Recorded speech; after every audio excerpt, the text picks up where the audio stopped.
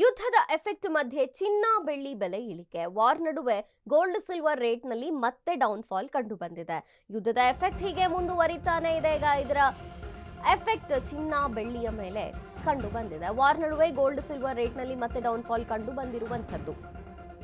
10 gram ಬಂಗಾರದ ಬೆಲೆ 1,67,000 ರೂಪಾಯಿ ಇದೆ. ಸಂಘರ್ಷ ಶುರುವಾಗ್ತಿದ್ದಂತೆ ಏರಿಕೆ ಕಂಡಿದ್ದಂತಹ ಚಿನ್ನದ ದರ ಆದ್ರೆ ಮತ್ತೆ ಈಗ ಇಳಿಕೆಯತ್ತ ಸಾಗಿದೆ ಬಂಗಾರದ ರೇಟ್. ಗೋಲ್ಡ್ ಮಾತ್ರವಲ್ಲದೆ ಸಿಲ್ವರ್ ರೇಟ್ ಅಲ್ಲೂ ಕೂಡ ಇಳಿಕೆ ಕಂಡು ಬಂದಿರುವಂತದ್ದು.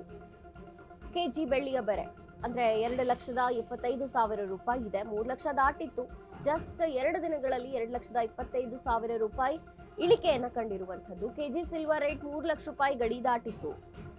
ವಾರ್ ಎಫೆಕ್ಟ್ ನಡುವೆಯೂ ಕೂಡ ಇದೀಗ ಚಿನ್ನ ಮತ್ತು ಬೆಳ್ಳಿಯ ದರದಲ್ಲಿ ಇಳಿಕೆ ಕಂಡು ಬಂದಿರುವಂತದ್ದು. ಯುದ್ಧದ ಎಫೆಕ್ಟ್ ಮಧ್ಯೆ ಚಿನ್ನ ಬೆಳ್ಳಿಯ ಬೆಲೆ ಇಳಿಕೆಯಾಗಿದೆ.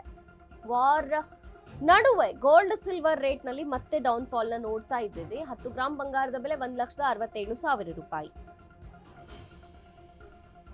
ಸಂಘರ್ಷ ಶುರುವಾದಾಗ ಏರಿಕೆಯಾಗಿತ್ತು ಚಿನ್ನ ಮತ್ತು ಬೆಳ್ಳಿಯ ರೇಟ್. ಇದೀಗ ಮತ್ತೆ ಇಳಿಕೆಯತ್ತ ಸಾಗಿದೆ ಬಂಗಾರದ ರೇಟ್. ಗೋಲ್ಡ್ ಮಾತ್ರವಲ್ಲದೆ ಸಿಲ್ವರ್ ನಲ್ಲಿಯೂ ಕೂಡ ಗಮನಾರ್ಹ ಇಳಿಕೆ ಕಂಡು ಬಂದಿರುವಂತದ್ದು. ಕೆಜಿ ಬೆಳ್ಳಿಯ ದರ 2,75,000 ರೂಪಾಯಿ. ಕೇವಲ ಜಸ್ಟ್ 2 ದಿನಗಳಲ್ಲಿ 25,000 ರೂಪಾಯಿ ಇಳಿಕೆ ಕಂಡಂತಹ ಬೆಳ್ಳಿ. ಆಲ್ಮೋಸ್ಟ್ ಕೆಜಿ ಸಿಲ್ವರ್ 3 ಲಕ್ಷ ರೂಪಾಯಿ ಗಡಿ ದಾಟಿತ್ತು. ಆದರೆ ಸದ್ಯದ ಮಟ್ಟಿನಲ್ಲಿ ಇಳಿಕೆಯನ್ನ ಕಂಡಿದೆ. ವಾರ್ ಎಫೆಕ್ಟ್ ನಡುವೆಯೂ ಈಗ ಚಿನ್ನ ಬೆಳ್ಳಿ ದರ ಏರಿಕೆ ಇಳಿಕೆ ನಡೀತಾನೆ ಇತ್ತು. ಈಗ ಇಳಿಕೆಯನ್ನ ಕಂಡಿರುವಂತದ್ದು. ವಾರ್ ಶುರುವಾದಾಗ ಈ ಸಂಘರ್ಷ ಶುರುವಾದ ತಕ್ಷಣ ಬೆಲೆಯಲ್ಲಿ ಏರಿಕೆಯಾಗಿತ್ತು.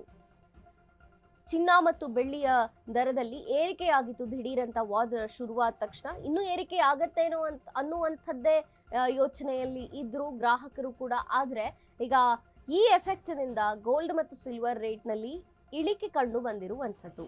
ಸಂಘರ್ಷ ಶುರುವಾಗ್ತಿದ್ದಂತೆ ಏರಿಕೆಯಾಗಿದ್ದ ಚಿನ್ನ ಮತ್ತು ಬೆಳ್ಳಿಯ ದರದಲ್ಲಿ ಇಳಿಕೆಯಾಗಿದೆ. ಬೆಳ್ಳಿಯಲ್ಲಂತೂ ಜಸ್ಟ್ 2 ದಿನಗಳಲ್ಲಿ 25,000 ರೂಪಾಯಿ ಇಳಿಕೆ ಕಂಡು ಬಂದಿರುವಂತದ್ದು. ಕೆಜಿ ಸಿಲ್ವರ್ ರೇಟ್ 3 ಲಕ್ಷ ರೂಪಾಯಿ ಗಡಿ ದಾಟಿತ್ತು. ಇನ್ನು ವಾರ್ ಎಫೆಕ್ಟ್ ನಡುವೆ ಈಗ ಬಂಗಾರದ ರೇಟ್ ಕೂಡ ಕಡಿಮೆಯಾಗಿರುವಂತದ್ದು. ಯುದ್ಧದ ಎಫೆಕ್ಟ್ ಚಿನ್ನ ಮತ್ತು ಬೆಳ್ಳಿಯ ಮೇಲೆ ಬೀಳುತ್ತೆ. ಅದೇ ರೀತಿಯಾಗಿ ಈಗ ಚಿನ್ನದ ಮೇಲೂ ಕೂಡ ಸಾಕಷ್ಟು ಪ್ರಮಾಣದಲ್ಲಿ ಇಳಿಕೆ ಕಂಡು ಬಂದಿದೆ. 1,67,000 ರೂಪಾಯಿ ಇದೆ ಸದ್ಯಕ್ಕೆ 10 ಗ್ರಾಂ ಬಂಗಾರದ ಬೆಲೆ.